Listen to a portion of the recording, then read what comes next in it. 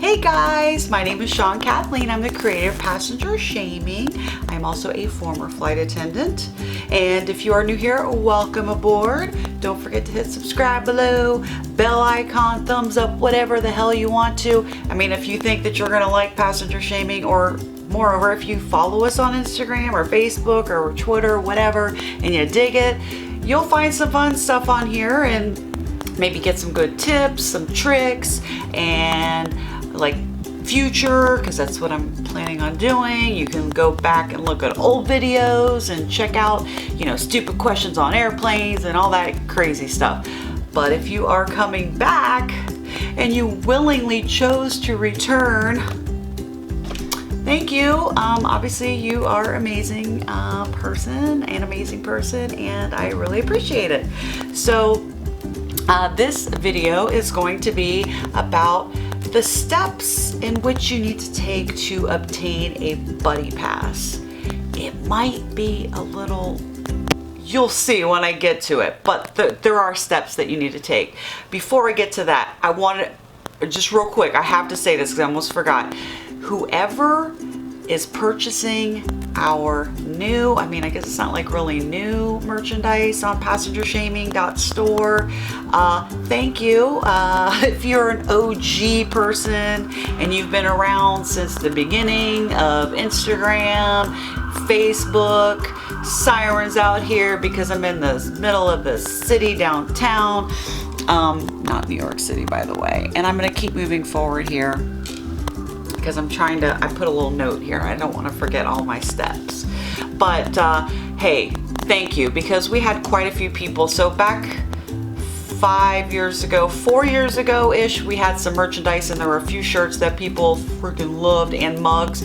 So trust me, it was a whole, as my mom would say, Megillah for me to bring this stuff back, because I had a vendor thing and there was a situation, and you don't give a shit, it doesn't really matter. But for those of you who are asking about it, after 10, 11, 12 months of me dealing with this horseshit, it's back up. Again, passengershaming.store, and I'll put the link below. Maybe I'll wear a shirt or something next time, because I have a bunch, but they're from the previous vendor.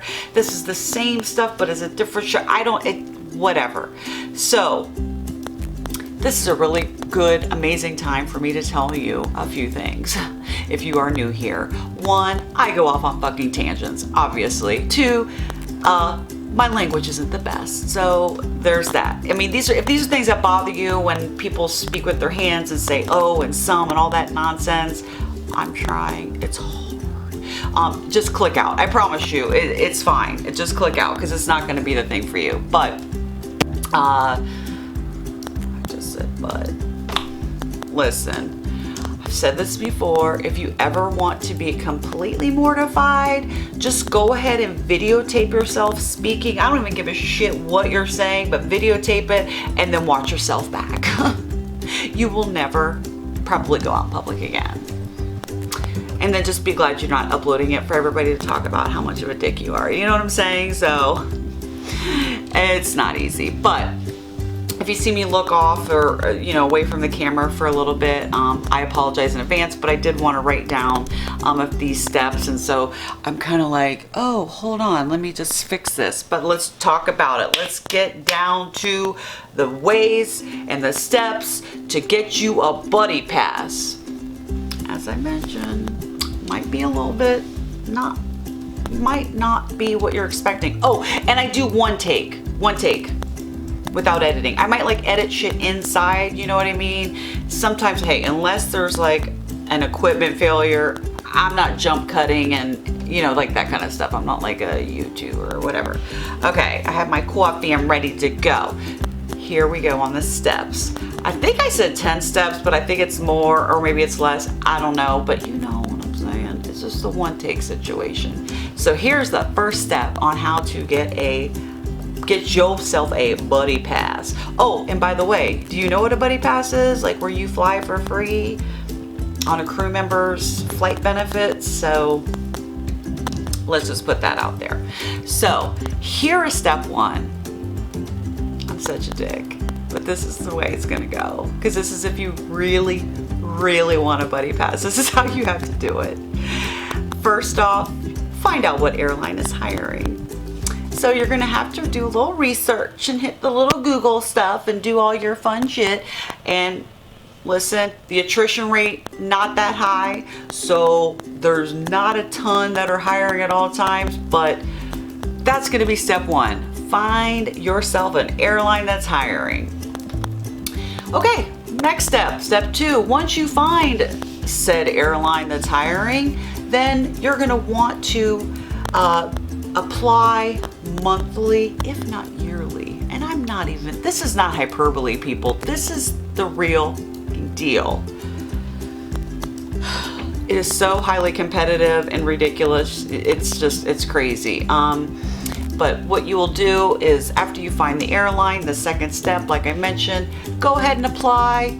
You might have to do it for months, you might have to do it for years, and just do it enough just so you can get one interview. So hopefully, maybe you can find 2 or 3 airlines that might be hiring at this time. Like right now, I don't really even know of any that are, unless you're bilingual. So let's just go on to step 3 and just say that you got through to that. You got through, right? That you got through the first 2. So if you're lucky enough to get through those first 2 and be chosen for an interview, which more than likely is going to be just a telephone interview. Sometimes now they're doing, video interviews, which is cool, right? If you get through all that, sometimes there's testing. Okay, let me just sidetrack for a quick second on an interview process that I went through. That was so ridiculous. I wanted this job with this airline so badly, and it's a upper echelon, very exclusive place. I won't name the airline or company. However, I'm gonna give you an example. This is just like a little backstory of how competitive it actually can be. So with this particular position, there were thousands of people who had applied for it, and they narrowed it down to hundreds. Okay, so a few hundred, and with those few hundred, they did telephone interviews. With those few hundred who did the telephone interviews, then the ones that they chose out of those few hundred, they gave them some other things that they needed to do, such as in my case, for this particular airline, this company, not a commercial airline, so you can kind of figure out maybe, but I won't say the name. They're an awesome company, by the way. Awesome. I mean, it's where I really wanted to work there. But so after they chose out of the few hundreds with the telephone interview, which I kind of thought I didn't do that awesome, but listen, I studied. I studied for an interview, for an airline interview. Anyway, after that, then when they chose those people, they were given a behavioral test. They were given like some sort of IQ test. We had to write an essay. Listen, it was a whole, as my mom would say, Megillah. Trust me, it was a whole Megillah. After which, those people were weeded out. They went down to 30. They chose 30 candidates. And I was one of those 30, and it was for 4 positions. So I went from thousands and thousands to hundreds and hundreds to 30, and then they chose 4 people. Needless to say, I didn't get that job. I was devastated. It was so difficult because I would land at the place where this airline company was based, and I'd see the hangar and the big sign, and I would just be like, I'm gonna work there. But yeah, it didn't work out. But I'm gonna tell you what, I got to the last 30 people. So I have to be proud of that. And that's just a little backstory to tell you how, this is just in this particular case, but how difficult and competitive it can be. Oh, by the way, my interview, the day that they brought me in, I was there for 9 hours. I understand it's not like a 9-hour interview. However, they're watching every fucking move that happens within that 9 hours that you are in their facility. So, trust and believe. I mean, essentially it's like an interview, but oh my God, it was me, a panel of like 5 or 6 people, you know, a table, all of them, and then me, like, no, I promise you, I felt like when I left, I cried. As soon as I left and I got in the parking lot, I got in my car and I started driving and I started bawling. I was bawling because it was just like exhaled, a weight lifted off of me, because this had been a multi-month process that I had to go through. And I left there going, you know what? I did the best that I could do. I was me. They liked me. It was great. They had obviously in their mind what they really wanted, which wasn't me. And by the way, before you say like, oh, it's because you're old and whatever, this was a few years ago. Moreover, this particular place, it turns out they actually prefer older flight attendants, so more experience. So there you go. There's that story. That was a long fucking offshoot, so I apologize.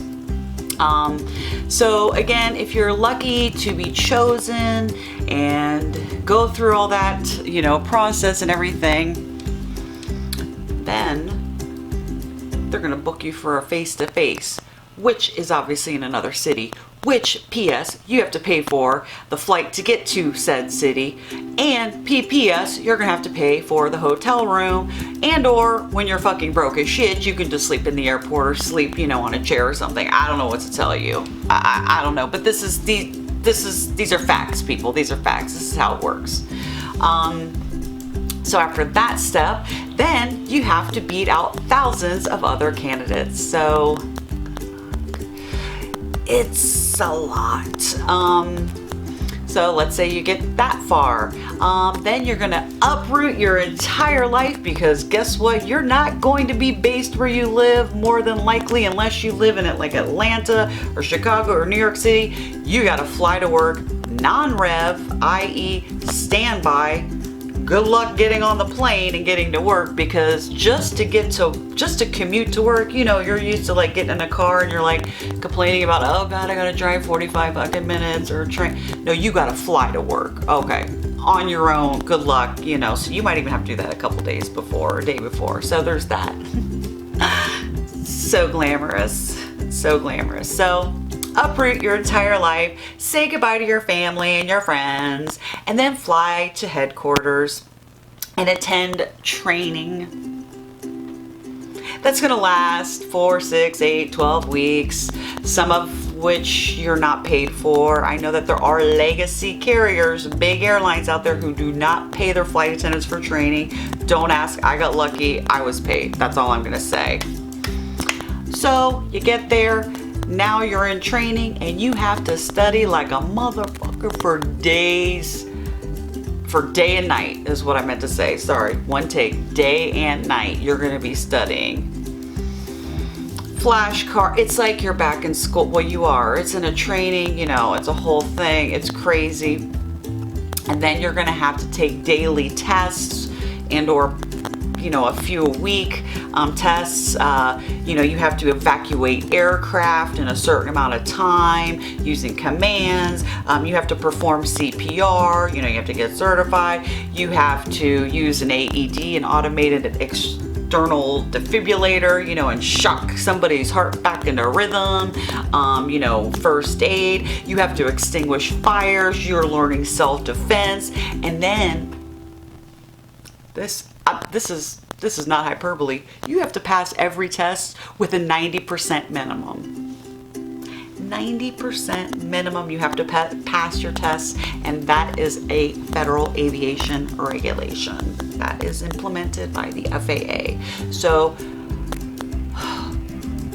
it's not like you're just like fucking hanging out, you know, chilling with your new fucking friends over there in the training. No.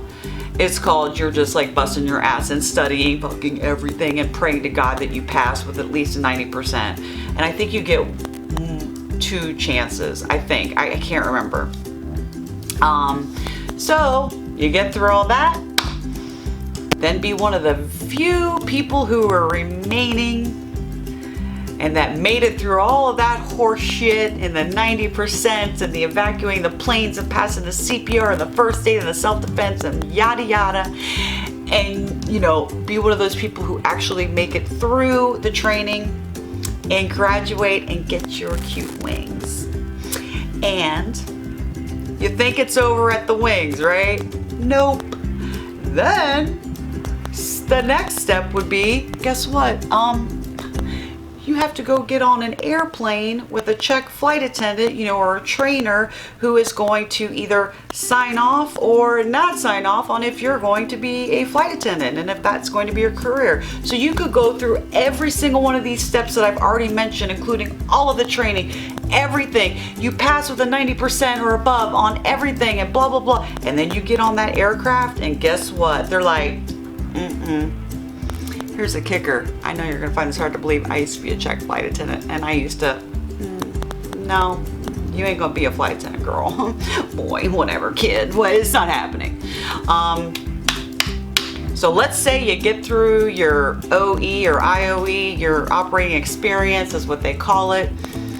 You make it, and it's a set amount of hours, you know, from the FAA that you have to go through, you know, flights with this person, check flight attendant. And let's say you get through that. This is exhausting. And you pass. Now you know what you get to do? You get to commute to work by flying standby every day because you have been assigned a base, and as I mentioned previous, it's not going to be where you live. It's not, again, unless you're in a really major city, you know, that's a hub, right? So, you know, you live in the Midwest, you live wherever, you know, no, not happening. You got to fly to work. So then you get to commute to work by flying standby on your own. Good luck with that. Then you get to sit reserve, or a lay term would be like on call.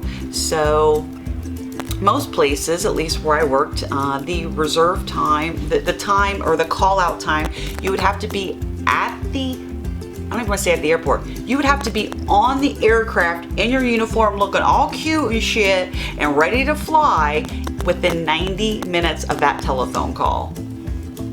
90 minutes. So, good luck with that. And after you do that, you're gonna get a crash pad, live in an apartment because again, you're not living at base, so you are living in a crash pad, which is a house with like 20 or 30 people that live in it, at least where I was. People that were complete strangers I didn't know. We had bunk beds, it was a whole thing. Oh my God, you know, because it's close enough to the airport so you can get there, right? Because I didn't live close enough. So, talk about awkward. That shit is awkward. When you're like sitting there and you know, you're trying to watch TV and you're just like waiting for the call from the airline. Oh my gosh, am I gonna get a flight or whatever? With random pilots, rampers, gate agents, people you don't even know. It is interesting. Luckily, I was with a couple of my friends, so thank God. And so really, essentially, then you're going to sit standby because it's a seniority-based, you know, seniority-based profession. So you'll get to sit standby, or what we call reserve, and maybe, you know, for the next 15 years, you know, while you're in your bunk bed after you know, flew to work, and voila, there you go. That's how you're gonna do it. Voila. After all that is said and done, free buddy passes. So that, my friends, is the best way to really get them. Obviously, I'm taking the piss because, you know, I'm being, like I said, I started out telling you I was gonna be a little dicky, but legit, people ask you all the time, like when you're a flight attendant, oh my God, how do I get a buddy pass? Or what's the best way? Or can I have a, I'm like, you know what? You wanna know how to do it?